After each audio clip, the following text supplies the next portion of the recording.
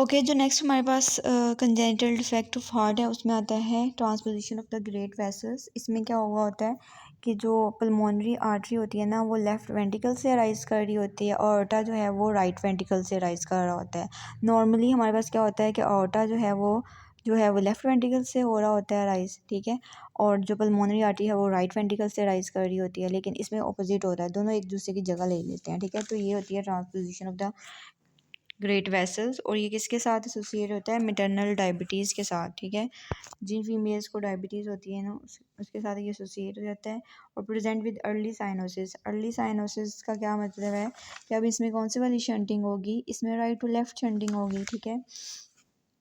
Pulmonary and systemic circuit do not mix, ठीक है। अब इसमें क्या होता है, अब इसमें देखें, इसमें ना अब हमारे पास ट्रांसपोजिशन ऑफ ग्रेट वेसल्स होगी ना, अब जो है उसको जो फीटस है उसके सर्वाइवल के लिए रिक्वायर्ड होता है कि उसको किसी सम हाउ ब्लड जाए, तो इसके लिए फिर हमें होता है कि हम शंट क्रिएट करें ताकि ब्लड की मिक्सिंग हो, ठीक है। तो हम इसमें शंट को मेंटेन रखते हैं। अब इसमें हम क्या देंगे, इसमें फिर हम प्रोस्टाग्लैंडिन जो है वो एनालॉग देंगे, क्योंकि प्रोस्टाग्लैंडिन हमने पढ़ा कि वो मेंटेन रखते हैं ना पेटेंट डक्टस आर्टरियोसिस में। अब इसमें इसमें हमने पेटेंसी जो है वो मेंटेन रखनी होती है, ठीक है, ताकि शंट जो है वो बन जाए। तो इसके लिए फिर हम प्रोस्टाग्लैंडिन ई जो है वो एडमिनिस्टर करते हैं to maintain a patent ductus arteriosus, ताकि पेटेंट रहे डक्टस आर्टरियोसिस क्लोज ना करे, ठीक है, ताकि जो है बेबी उसको जो है वो सरवाइव कर सके वो, ठीक है। और इससे क्या होता है, हाइपरट्रॉफी हो जाती है of the right ventricle and atrophy हो जाती है ऑफ द लेफ्ट वेंट्रिकल की, ठीक है। So this is about transposition of the great vessels. इसमें देखें पल्मोनरी आर्टरी जो है वो लेफ्ट वेंट्रिकल से अराइज कर रही है और अorta जो है वो राइट वेंट्रिकल से अराइज कर रहा है, दोनों ने एक दूसरे की पोजीशन ले ली है। So next one is trunks आर्टरियोसिस। Trunks आर्टरियोसिस क्या होता है कि हमारे पास एक ही सिंगल लार्ज वेसल जो है ना वो दोनों वेंट्रिकल से अराइज कर रही होती है, ठीक है, और ये अर्ली साइनोसिस के साथ रिप्रेजेंट करता है। डीऑक्सीजनेटेड ब्लड जो होता है ना राइट वेंट्रिकल से वो मिक्स हो जाता है with the left ventricle before pulmonary and aortic circulation separate, ठीक है। ऑर्टिक और पल्मोनरी सर्कुलेशन सेपरेट होते हैं ना, तो उनके सेपरेट होने से पहले ही जो हमारे पास ऑक्सीजनेटेड और डीऑक्सीजनेटेड ब्लड जो है ना वो मिल जाते हैं और अर्ली साइनोसिस के साथ रिप्रेजेंट करते हैं पेशेंट्स। ये देखें यहाँ पे सिंगल लार्ज वेसल जो है ना वो दोनों वेंट्रिकल से एक ही हमारे पास वेसल जो है अराइज कर रही है, ठीक है। और हमारे पास क्या होगा, शंटिंग हो जाएगी, ब्लड की मिक्सिंग हो जाएगी,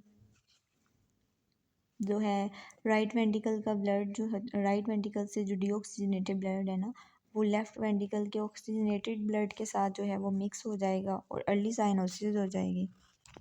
next is tricuspid atresia. Tricuspid atresia क्या, एट्रेजिया मीन्स नो फॉर्मेशन, मतलब जो है हमारे पास ट्राइकस्पर्ड वॉल जो है वो बना ही नहीं है, ठीक है। अब राइट वेंट्रिकल जो है वो हाइपोप्लास्टिक हो जाएगा और ये एट्रियल सेप्टल डिफेक्ट के साथ मोस्टली एसोसिएट होता है और इसमें राइट टू लेफ्ट शंटिंग होगी तो अर्ली साइनोसिस होगी, ठीक है। ये देखें यहाँ पे जो है हमारे पास एब्सेंट है ट्राइकस्पर्ड वॉल जो है ही नहीं, और राइट वेंट्रिकल देखें हाइपोप्लास्टिक हो गया है, ठीक है, छोटा हो गया है। नेक्स्ट हमारे पास है क्वार्टेक्शन ऑफ द ओटा। क्वार्टेक्शन मींस नैरविंग। इसमें क्या होता है, नैरविंग हो जाती है ओटा की, ठीक है, और इसको हम दो टाइप्स में डिवाइड करते हैं, infantile form and adult form. जो इन्फेंटाइल फॉर्म होती है ना वो पेटेंट डक्टस आर्टरियोसिस के साथ एसोसिएट करती है, ठीक है, और क्वार्टेक्शन कहाँ लाई करती है, after distal to aortic arch, ठीक है, but before proximal to patent ductus arteriosus, ठीक है। इसकी पिक्चर मैं आपको दिखाती हूँ। और ये कैसे रिप्रेजेंट करता है, present lower extremity cyanosis in infants often at birth, ठीक है, और ये टर्नर सिंड्रोम के साथ एसोसिएट करता है।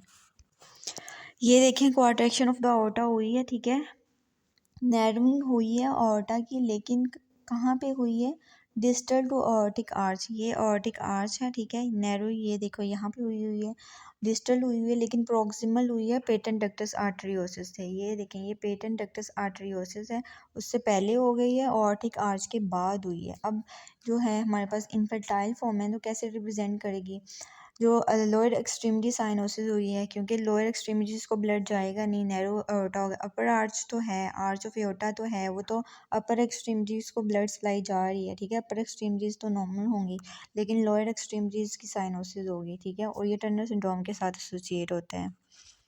ओके, जो इसकी एडल्ट फॉर्म है ना, अब उसमें क्या होगा, जो कॉन्ट्रैक्शन होगी वो लाई करेगी डिस्टल टू अयोर्टिक आर्च, ठीक है। डिस्टल टू अयोर्टिक आर्च लाई करेगी और इसमें क्या होगा, पेशेंट कैसे प्रेजेंट करेगा, हाइपरटेंशन के साथ इन द अपर एक्सट्रीमिटीज़, ठीक है। और इसमें ये पेटेंट डक्टस आर्टरियोसिस के साथ एसोसिएट नहीं होती। हमने कहा था इन्फेंटाइल फॉर्म जो है वो पेटेंट डक्टस आर्टरियोसिस के साथ एसोसिएट करती है।